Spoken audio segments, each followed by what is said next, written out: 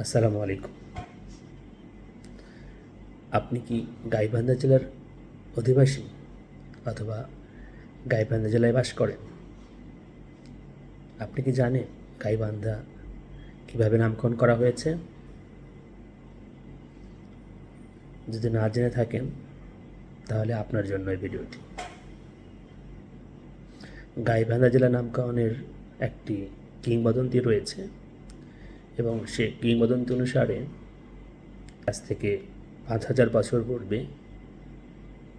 মৎস্য দেশের রাজা বিরাটের সময়ে তার রাজধানী ছিল গাইবান্ধা জেলার গোবিন্দগঞ্জ থানায়। বলা হয়ে থাকে এই রাজা বিরাটের গধনের তুলনা ছিল না। তার প্রায় ৬০,০০০ গাভী ছিল, কিন্তু মাঝে মধ্যেই ডাকাতরা এসে তার গাভীগুলো লুণ্ঠন করে নিয়ে যেত।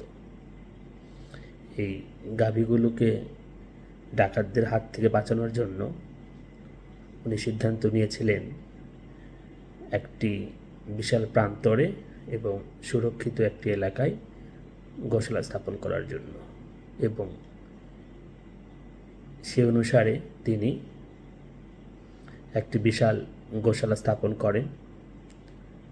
গাভীর খাদ্য এবং পানির সংস্থান নিশ্চিত করতেই উনি নদী তীরবর্তী ঘেঁষো জমিতে এটি স্থাপন করেন এবং সেই নির্দিষ্ট স্থানেই গাভীগুলোকে বেঁধে রাখা হতো।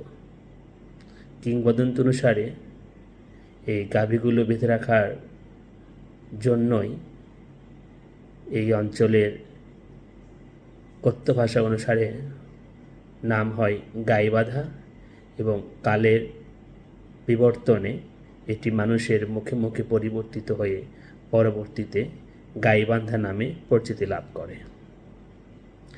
গাইবান্ধা জেলার উত্তরে রয়েছে তিস্তা নদী, উত্তর পশ্চিমে রয়েছে রংপুর জেলার পীরগাছা, এবং পশ্চিমে রয়েছে রংপুর জেলার মিঠাপুকুর উপজেলা।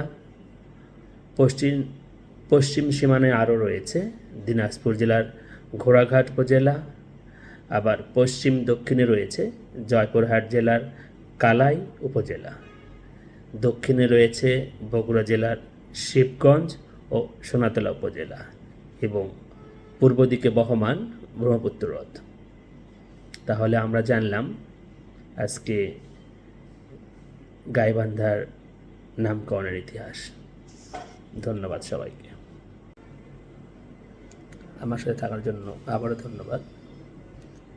আর এরকম তথ্য পেতে চাইলে আমার সাথেই থাকুন।